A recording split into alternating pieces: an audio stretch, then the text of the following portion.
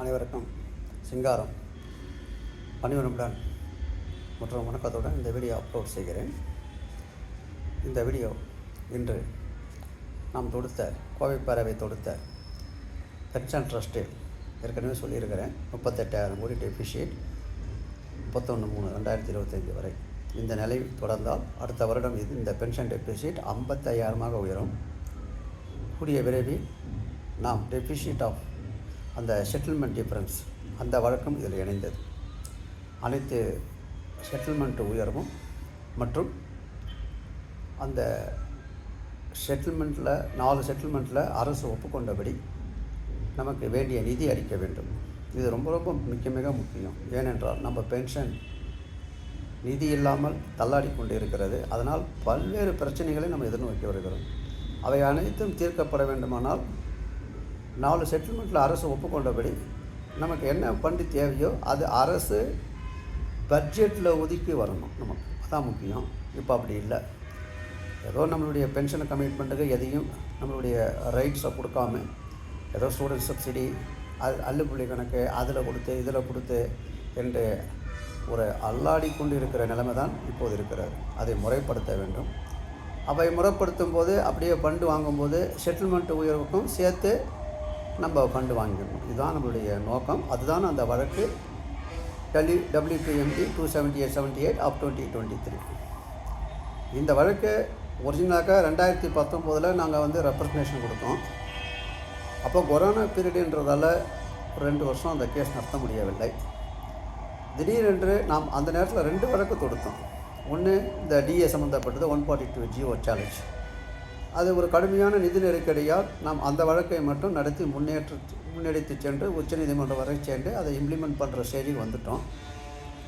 ஆகவே இப்போது இந்த 2வது வழக்கு நான் ஏற்கனவே நேற்று வீடியோவில் சொன்னேன். இது செகண்ட் இன்னிங்ஸ். இந்த வழக்கு மிக முக்கியமான வழக்கு. இப்போது தான் ஆரம்பிக்கிறது. 2019 ஆரம்பித்து 2020 ஒரு கேஸ் ஃபைல் பண்ணி 2022 அது ஒரு மேண்டமஸ் ஆர்டர் வாங்கி அதை சேலஞ்சு பண்ணி அதுதான் இப்போ அரசுக்கிட்ட ஒரு பதில் வாங்கி நம்ம 2023 அதை அரசனுடைய அந்த பதில் மனுவை சேலஞ்சு பண்ணிட்டோம்.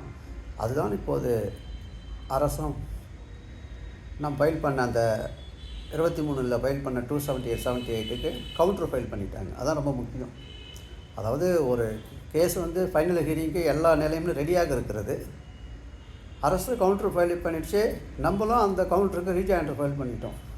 ஆனால் இந்த வழக்கை அரசு கடந்த 2 மாத காலமாக இன்றோடு சேர்த்து 4 முறை நடத்துவதற்கு முன் வரவில்லை. 4 முறையும் நாம் சீனியர் கவுன்சில் தான் வைத்தோம் என்பது மிக குறிப்பிடத்தக்கது. ஆனால் அரசு 4 முறையும் இதை எடுத்து நடத்துவதற்கு தயாராக இல்லை. ஏனென்று காரணம் புரியவில்லை. ஆனால் நான் நேற்று கூறியபடி இப்போது சிட்டிங் மாறிவிட்டது.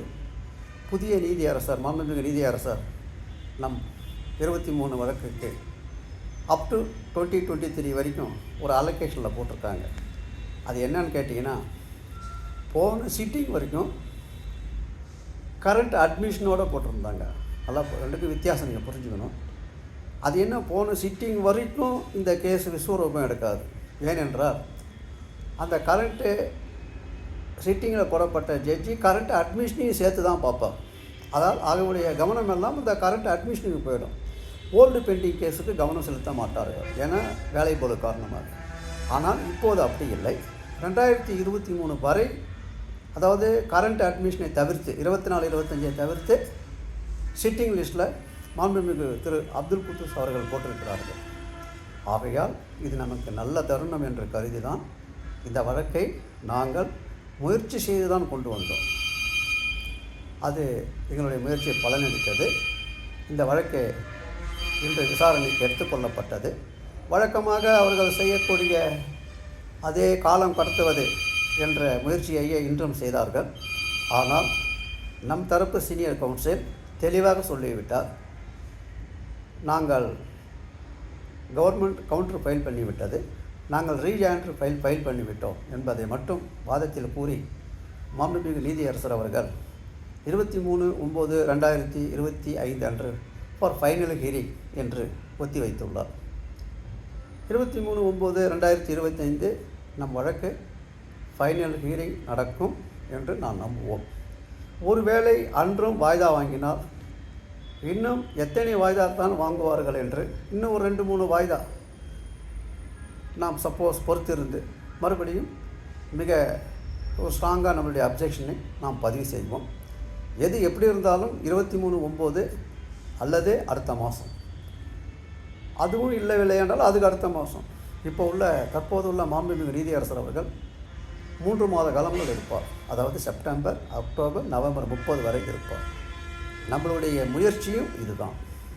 இந்த 3 மாதத்துக்குள் எத்தனை வாய்தாக்கள் போட்டாலும் அதை மனம் தளராமல் சீனியர் கவுன்சிலை வைத்து ஒரு மிக சிறந்த உத்தரவினை நமக்கு சாதகமாக பெறுவதற்கான அனைத்து முயற்சிகளும், அந்த ஒரு கேஸ் நடத்துவதற்கான பேஸ்மெண்ட் நம்ம வெரி ஸ்ட்ராங்காக இருக்கிறோம். ஆகையால் இந்த முயற்சி நிச்சயமாக நாம் வெற்றி பெறுவோம். எல்லா வல்ல இறைவன் நமக்கு அருள் புரிவான். நாம் ஒரு சில வாய்தாக்கள் தள்ளி போவதால் அதுக்காக மனம் சலிக்க மாட்டோம். 3 மாத காலத்துக்குள் ஒரு நல்ல தீர்ப்பை வாங்கிவிட்டோமேயானால் அதுக்கடுத்தது அப்பீல், எஸ்எல்பி தான். அதை நம்ம பார்த்துக்கலாம்.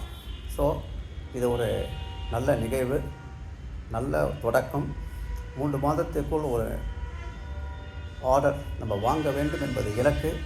அதை நோக்கி கோவை பேரவை திட்டவட்டமாக தெளிவாகவும் ஒரு கடமை உணர்வுடனும் ஓய்வு பெற்றவரின் நலன் கருதி வேண்டிய நிதி பெறுதல், அனைத்து செட்டில்மெண்ட் பெனிஃபிட்டுகளையும் பெறுவது என்பதே இந்த வழக்கின் பிரதான நோக்கம் என்பதை கூறி இந்த வீடியோ இதுவரை பார்த்ததுக்கு நன்றி கூறி விடைபெறுகிறேன்.